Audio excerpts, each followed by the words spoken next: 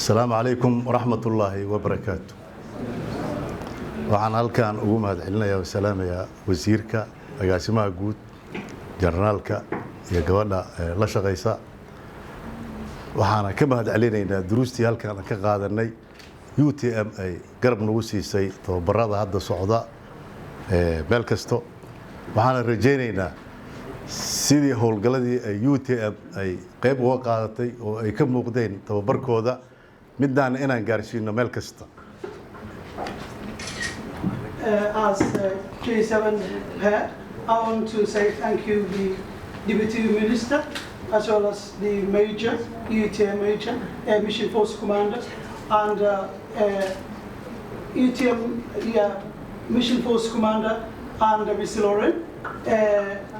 You know, this lesson was very important and this was not the first training that UTM facilitated or prepared by.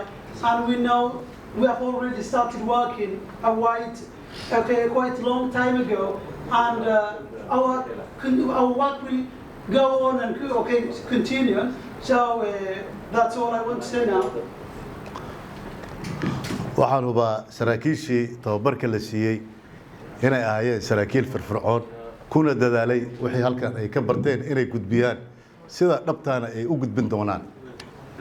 I'm very sure that all SNA participants here, they are very active officers who have learned, who have benefited the training, and I'm very sure that they are going to share this training and the knowledge with the rest of Somali National Army as much as they can.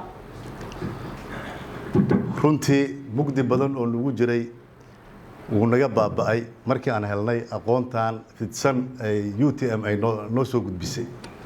Actually, the lesson was very important because there were a lot of places that we didn't know exactly that, all about all the lessons. Now we have got the opportunity and we are going to use it because in the beginning, all this knowledge, some of us didn't know about that. So now we know and we're going to practice it.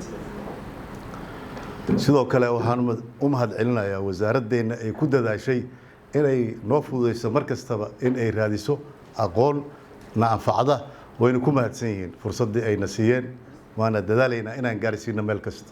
I also want to thank you, the Minister of Defense, the Ministry of Defense, because it made a lot of effort.